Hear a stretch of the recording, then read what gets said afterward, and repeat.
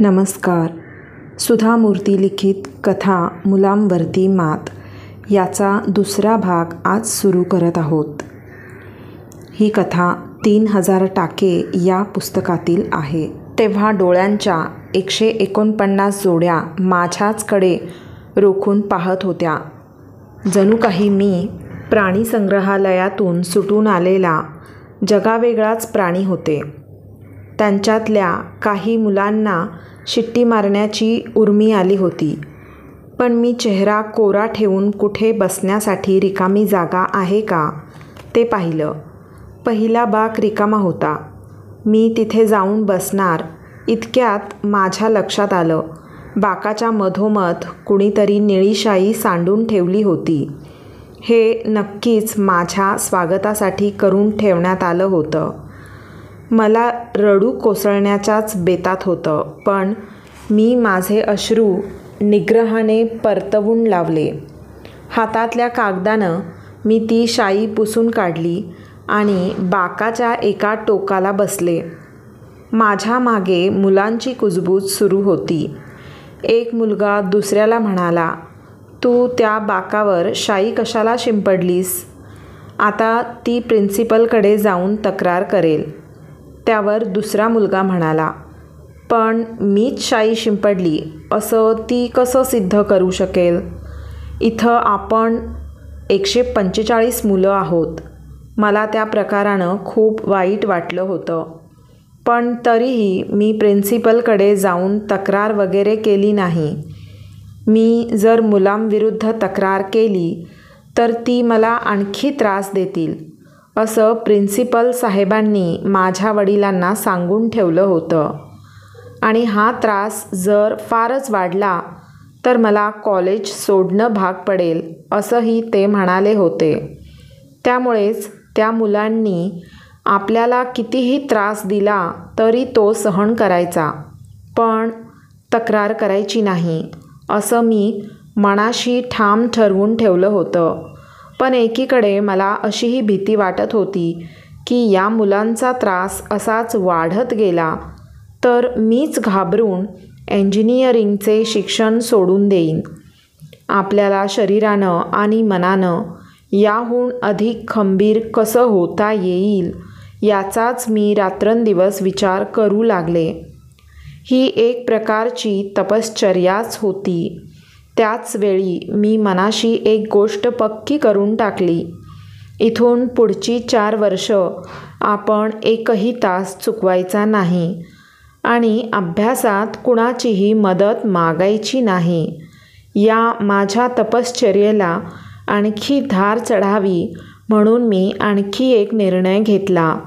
इथून पुढची 4 वर्ष इंजिनिअरिंगची पदवी हाती येईपर्यंत फक्त पांढरी साडी नेसायची, मिष्टान्न, गोड पदार्थ खाणं वर्ज्य, चटईवर झोपायचं आणि थंड पाण्यानं स्नान.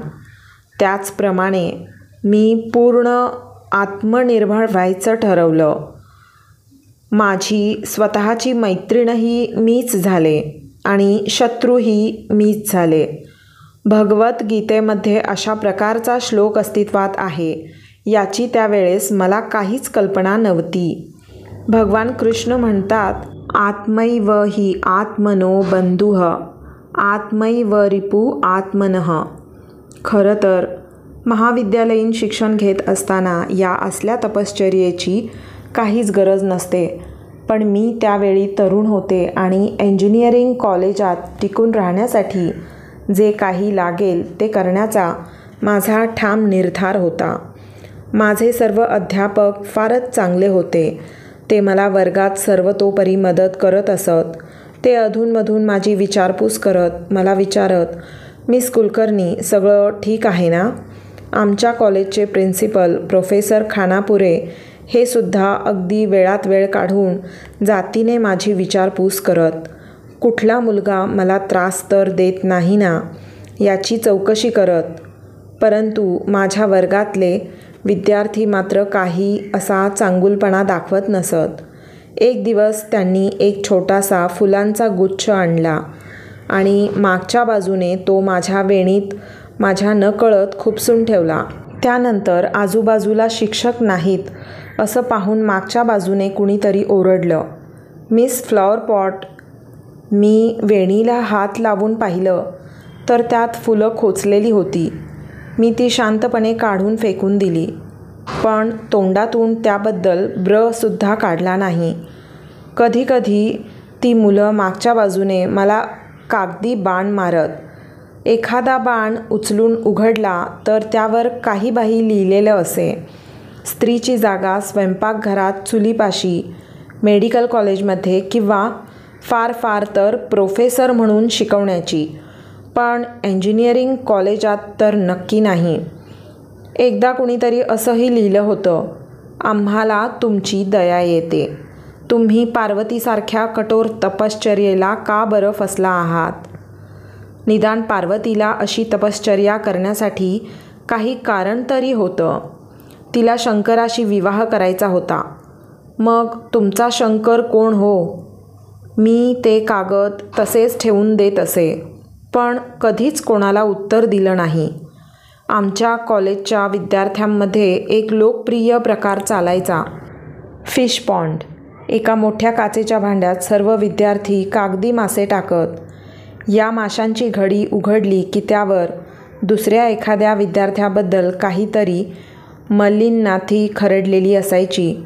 वार्षिक स्नेहसंमेलनाच्या वेळी हे सर्व फिश पॉन्ड वाचून दाखवण्यात येत असत. अर्थातच ते लिहिणाऱ्यांचं नाव गुप्त ठेवण्यात येत असे. स्नेहसंमेलनाच्या दिवशी कुणासाठी काय काय फिश पॉन्ड वाचला जातोय याची सर्व विद्यार्थी मोठ्या उत्सुकतेने वाट बघत. प्रत्येक वर्षी माझ्या नावाने खूप फिश पॉन्ड्स आलेले असत. काही कन्नड गाण्यांचे अपभ्रंश असत, तर काही हिंदी सिनेमातील गाण्यांची विडंबने असायची. मला एक कन्नड फिश पॉन्ड अजूनही आठवतो. त्याचा मिथितार्थ साधारण असा होता, "अम्मा अम्मा, हे बघ रताळ. प्लीज मला काळी साडी नेसव आणि माझ्या नवऱ्याच्या घरी धाड, कारण मी नेहमी पांढरी साडीच नेसते." काही मुलं तिसरी कसम या सिनेमाच्या गाण्यातच थोडा बदल करून मला फिश पॉन्ड देत. "सजन रे झूठ मत बोलो, सुधा के पास जाना है, ना हाथी है न घोडा है, वहाँ पैदल ही जाना है."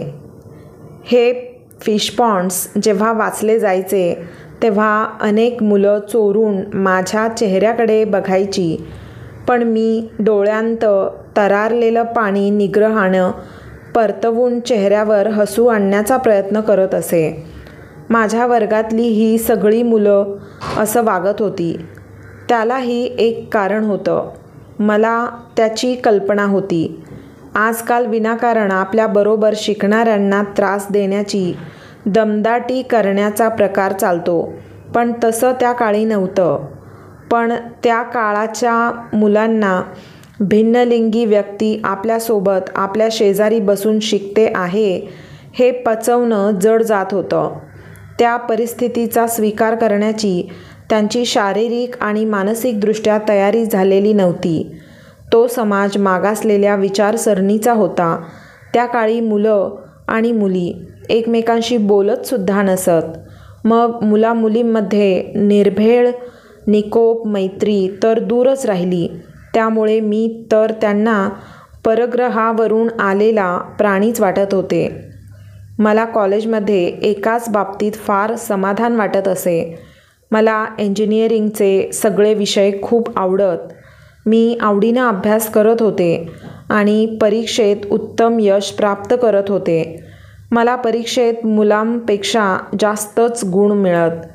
लोहारकाम, सुतारकाम अशा इंजिनिअरिंगमधल्या अवघड विषयांचीही मला गोडी लागली होती. वर्कशॉपमध्ये मुलांना निळ्या रंगाचा ओव्हरऑल घालावा लागत असे. मी माझ्या साडीवरून निळा एप्रन चढवत असे. त्या आवारात मी अगदीच विचित्र दिसत असे, पण मला इतकं मौल्यवान शिक्षण मिळत होतं की त्यासाठी काहीही करण्याची माझी तयारी होती. परीक्षेचा निकाल लागला की मला किती गुण पडले हे माझ्या आधी इतर सर्वांना माहीत असायचं. प्रत्येक 6 माहीनंतर निकाल जाहीर होताच कुणीतरी मुद्दाम माझे सर्व विषयांतले गुण नोटीस बोर्डवर लावून ठेवत असे. मला कॉलेजात काही म्हणता काही खाजगी आयुष्य उरलेलं नव्हतं. हा अभ्यास करता करता एक गोष्ट माझ्या लक्षात आली. इंजिनिअरिंग हे पुरुषाचं क्षेत्र आहे हे साफ खोटं होतं. मी सगळा अभ्यास अगदी व्यवस्थित समजून करू शकत होते. इतकंच नव्हे तर माझ्याबरोबर शिकणाऱ्या मुलांपेक्षा अधिक गुण मी मिळवत होते. एकदा ही गोष्ट लक्षात येताच माझा आत्मविश्वास कितीतरी वाढला. मी अक्षरशः एकही दिवस कॉलेज चुकवलं नाही. एकाही तासाला बुट्टी मारली नाही. आणखी अभ्यास करायचा, या पुढच्या प्रत्येक परीक्षेत आणखी यश मिळवायचं हेच माझं उद्दिष्ट बनलं. आपल्याला त्रास देणाऱ्या या मुलांवर आपण मात करू शकत आहोत याचाच मला आनंद होता. अखेर मी विद्यापीठात प्रथम क्रमांक प्राप्त केला. मी अशा प्रकारे आत्मनिर्भर होऊ शकल्यामुळेच मी कणखर बनले. काही काळानंतर मुलं माझ्याशी आदरानं वागू लागली. सर्वे करताना, इंजिनिअरिंग ड्रॉइंग बनवताना ती माझी मदत घेऊ लागली. प्रश्नांच्या उत्तरांसाठी माझ्याकडे येऊ लागली. माझी हळूहळू त्यांच्याशी मैत्री झाली. त्यांच्यातील काही मुलांशी माझी मैत्री अजूनही टिकून आहे. सिव्हिल विभागातील रमेश जंगल, माझे लॅब पार्टनर सुनील कुलकर्णी आणि फकीर गौंडा, तसंच M कुलकर्णी, हिरे गौंडा, आनंद उथुरी, गजानन ठाकूर, प्रकाश पदकी, HP सुदर्शन, रमेश लोडया यांच्याशी माझे आजही मैत्रीचे संबंध आहेत. माझ्या प्राध्यापकांना तर मी कधीच विसरू शकणार नाही. इलेक्ट्रिकल इंजिनिअरिंग विभागाचे LJ नरोन्हा, बंगळूरहून आलेले विद्वान शिक्षक योगा नरसिंहा, केमिस्ट्री विभागाचे प्रोफेसर मल्लापूर, हायड्रोलिक्सचे प्रोफेसर कुलकर्णी अशा अनेक शिक्षकांची मला आजही आठवण येते. कधीतरी 2 तासांच्या मध्ये थोडा वेळ असला की मी लायब्ररीत जाऊन बसत असे. काही दिवसांतच मी तिथल्या लायब्ररींची आवडती झाले. ते मला जास्तीची पुस्तकं देऊ लागले. आमच्या कॉलेजच्या माळ्याशी मी गप्पा मारत असे. कॉलेजच्या आवारात आणखी नवी झाडं लावायची हवीत हे मी त्याला पटवून देत असे. मी कॉलेजात असताना त्याला नारळाची झाडं लावायला लावली होती. आज कधीही BVB कॉलेजात जाण्याचा प्रसंग येतो तेव्हा त्या नारळाच्या झाडांकडे पाहून मला त्या परिसरात व्यतीत केलेले सुंदर दिवस आठवतात. बघता बघता 4 वर्ष कशी संपली ते कळलंच नाही. अखेर कॉलेज सोडून निघून जाण्याची वेळ आली. मला त्या दिवशी खूप वाईट वाटलं. मी जेव्हा कॉलेजात प्रवेश घेतला तेव्हा 17-18 वर्षांची अल्लड मुलगी होते आणि आता एका नव्या दमाची तरुण इंजिनियर म्हणून इथला निरोप घेत होते. या कॉलेजनं मला कितीही कठीण परिस्थितीला टक्कर द्यायला शिकवलं होतं. गरज पडेल तेव्हा स्वतःच्या मनाला कशी मुरड घालायची हे मला इथेच समजलं होतं. इतरांशी उत्तम निकोप नातेसंबंध कसे निर्माण करायचे, आपल्या सहाध्यायी विद्यार्थ्यांबरोबर एकत्र अभ्यास कसा करायचा, केवळ आपल्यापुरतं न पाहता एकोप्यानं परस्पर सहकार्यानं पुढं वाटचाल कशी करायची हे सगळं मी इथे शिकले होते. जेव्हा मी मैत्रीचा विचार करते तेव्हा माझ्या मनात इंजिनिअरिंग कॉलेजमध्ये झालेल्या माझ्या मैत्रीचाच विचार येतो. कारण तिथेच मी मोठी झाले. माझ्यातला अल्लडपणा जाऊन परिपक्वता आली. पुढील आयुष्यात मी जेव्हा कॉर्पोरेट जगतात प्रवेश केला तेव्हा तिथे तर सर्वत्र पुरुषांचंच वर्चस्व होतं. त्यामुळे तेथील सहकाऱ्यांशी जेव्हा माझी मैत्री झाली तेव्हा बहुतेक वेळा ते पुरुषच असत. स्त्रियांशी संपर्क जरा कमीच येत असे. कॉलेज म्हणजे 4 भिंतींनी बनलेली इमारत नव्हे, बाकडी आणि टेबलं नव्हेत.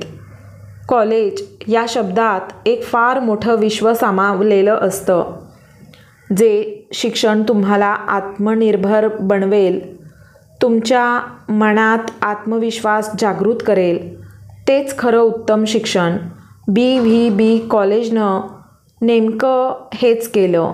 पुढे जाऊन मी बंगळुरू येथील इंडियन इन्स्टिट्यूट ऑफ सायन्स या संस्थेतून इंजिनिअरिंगचं पदव्युत्तर शिक्षण घेतलं. पण तरीही BVB कॉलेजसाठी माझ्या हृदयात एक खास स्थान आहे. काही वर्षांनंतर माझ्या वडिलांचं वृद्धापकाळाने निधन झालं. मग त्यांच्या स्मरणार्थ आपण काहीतरी करायचं असं मी ठरवलं. मी तरुण असताना घरच्यांचा आणि समाजाचा विरोध पत्करून त्यांनी मला इंजिनिअरिंग कॉलेजात प्रवेश घेण्याची संधी दिली. त्यामुळे मी त्यांच्या स्मरणार्थ BVB कॉलेजमध्ये एक लेक्चर हॉल बांधून दिला. मी अनेकदा परदेशात जाते, तिथे व्याख्यान देण्याचा प्रसंग येतो. तेव्हा अशा प्रत्येक वेळी BVB कॉलेजचे 4 किंवा 5 माजी विद्यार्थी हमखास भेटतात. त्यांना पाहताच मला लगेच त्यांच्याविषयी आपुलकी वाटते आणि माझा पुढचा प्रश्न असतो, तुम्ही कोणत्या वर्षी पदवीधर झालात? तुम्हाला शिकवायला कोण कोण होतं? तुमच्या वेळी वर्गात किती मुली होत्या? अजूनही कधीतरी मी आमच्या कॉलेजमध्ये जाते. माझं तिथं जाणं म्हणजे मुलीनं माहेरी जाण्याचाच तो सोहळा असतो. तिथून परत निघण्याची वेळ आली की मी व्यासपीठाच्या मधोमध असलेल्या एका चौकोनात क्षणभर उभी राहते. माझं मन परत भूतकाळात शिरतं. याच व्यासपीठावर कॉलेज जीवनात मी किती वेळा पुरस्कार स्वीकारले त्याची मला आठवण होते. तिथून निघाले की मी नोटीस बोर्डापाशी थबकते. तिथून पुढे जाऊन दुसऱ्या मजल्यावर इलेक्ट्रिकल इंजिनिअरिंग विभागाच्या शेजारी असलेल्या त्या छोट्याशा खोलीसमोर कुलकर्णी रूमसमोर घुटमळते. आता ती खोली धुळीनं माखलेली नसते. खोलीतल्या बाकावर बसून मी परीक्षेचा अभ्यास करत असे. त्याची मला आठवण होते. माझ्याबरोबर शिकणारे काही विद्यार्थी आणि मला शिकवणारे काही शिक्षक आज या जगात नाहीत. त्यांच्या आठवणीने माझ्या काळजात दुःखाची कळ उमटते. मग मी जिना उतरून खाली येऊ लागते. जीन्स, स्कर्ट्स किंवा सलवार कमीज घातलेल्या तरुण मुलींचा घोळका चिवचिवाट करत पायऱ्या चढून वर येताना दिसतो. आजकाल इंजिनिअरिंगचं शिक्षण मुलांच्या बरोबरीने मुली घेताना दिसतात. मला बघताच त्या मुली धावत येऊन मला गराडा घालून सह्यांची मागणी करतात. त्या आनंदाने, उत्साहाने भरलेल्या घोळक्यात मी उभी असताना मला माझ्या आईवडिलांची आठवण येते. 50 वर्षांचा हा प्रदीर्घ प्रवास आठवतो आणि माझे डोळे पाणावतात. देवा, माझ्या BVB कॉलेजला उदंड आशीर्वाद दे. तर मित्रांनो, आजची ही उत्कृष्ट कथा तुम्हाला कशी वाटली हे कमेंट करून सांगायला विसरू नका आणि अशाच दर्जेदार कथांसाठी चॅनलला सबस्क्राईब करा. धन्यवाद.